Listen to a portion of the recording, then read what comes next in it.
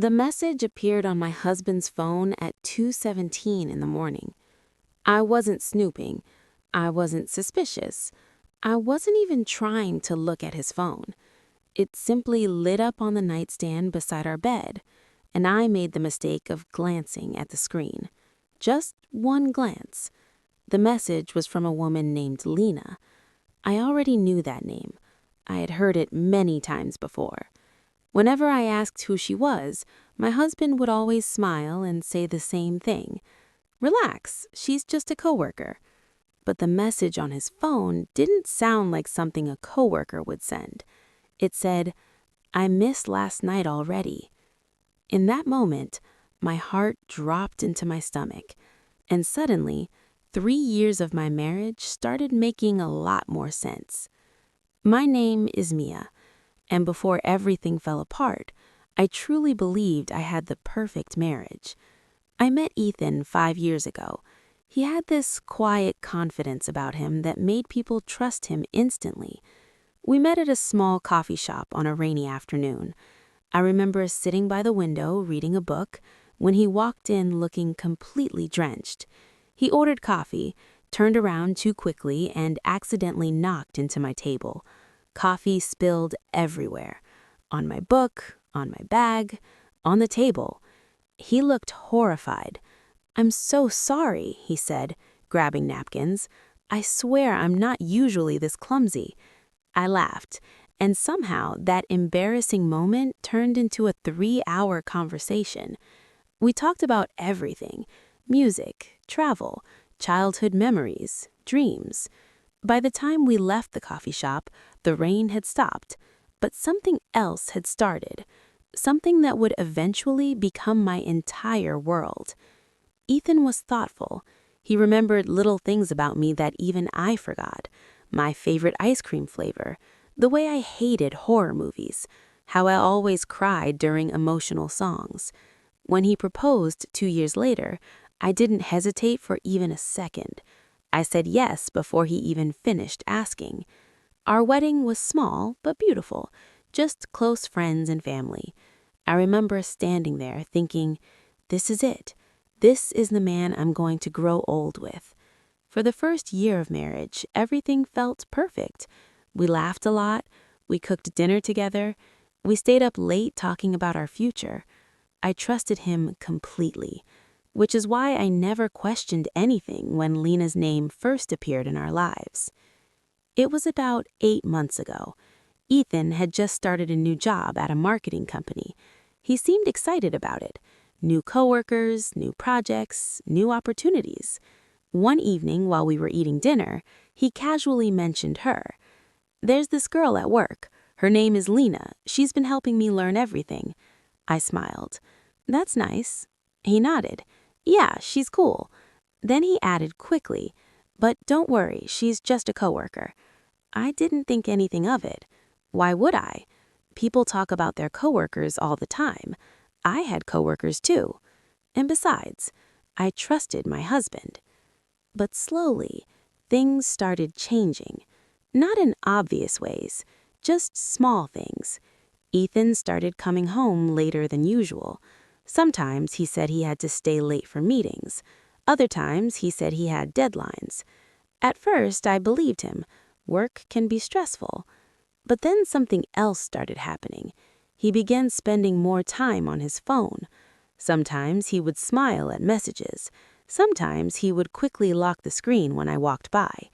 I remember one night asking casually, "You've been texting a lot lately." He didn't look up. "Just work stuff." "Lena?" He shrugged. "Yeah, we're working on the same project." Then he said it again, the same sentence he always used. "Relax, she's just a coworker." There's something strange about intuition. Sometimes your heart knows something long before your mind is ready to accept it. I started noticing little things. The way Ethan suddenly cared more about how he looked before work. The way he laughed while texting someone late at night. The way he guarded his phone. But every time I started to feel suspicious, I told myself I was overthinking. Because the truth is, when you love someone deeply, You don't want to believe they could hurt you. So I ignored the feeling, and I kept trusting him, until the night everything fell apart. It was a Tuesday. Nothing special about that day. We had dinner together, watched a show, then went to bed. Ethan fell asleep quickly. I couldn't sleep. Around 2 in the morning, his phone lit up on the nightstand. The light caught my attention. I glanced at it without thinking. That's when I saw the message. From Lena. I missed last night already. At first, my brain refused to process it. Maybe it meant something else. Maybe it was a misunderstanding. But then another message appeared. I wish you didn't have to go home to her. Her. Me.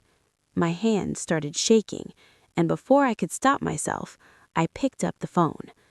What I saw next completely shattered me. Message after message, conversations that stretched late into the night, flirty jokes, inside references, photos, and then the messages that made it impossible to deny the truth. I love when you look at me like that.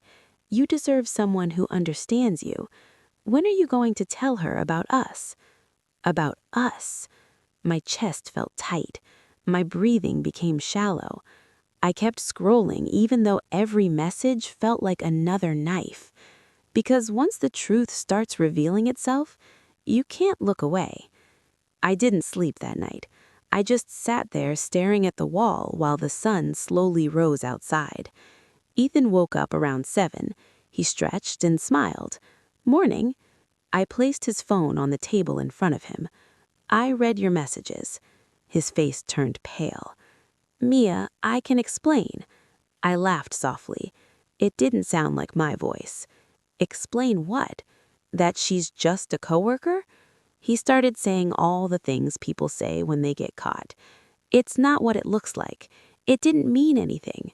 It just happened. Those words hurt more than the betrayal itself, because nothing just happens. Every message was a choice. Every lie was a decision. Every moment he spent with her was a moment he chose to betray me. Finally, I asked the one question I needed answered. Do you love her? He didn't respond immediately. He hesitated, just for a second, but that second told me everything. Because if someone truly loves you, they don't need time to think about it. I packed a small bag. Ethan followed me around the apartment, trying to stop me. Please don't do this. We can fix this. I'll end things with her. But I had already heard enough lies. I told him, you didn't break our marriage in one night. You broke it every time you chose to lie to me. When I reached the door, I turned around one last time. You didn't lose me today. You lost me the moment you decided she was more important than the truth. Then I walked out. The next few months were the hardest time of my life. I questioned everything. Was I not enough? Did I miss the signs? Could I have prevented it? But slowly, something inside me started healing. I realized something important. His betrayal wasn't a reflection of my worth. It was a reflection of his character. 6 months later, Ethan sent me a message. I made a mistake. She wasn't worth losing you. I stared at the message for a long time. Then I deleted it.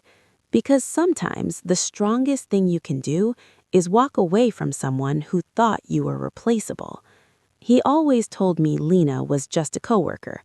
Maybe in the beginning she was. But lies have a strange way of growing. They start small. They sound harmless.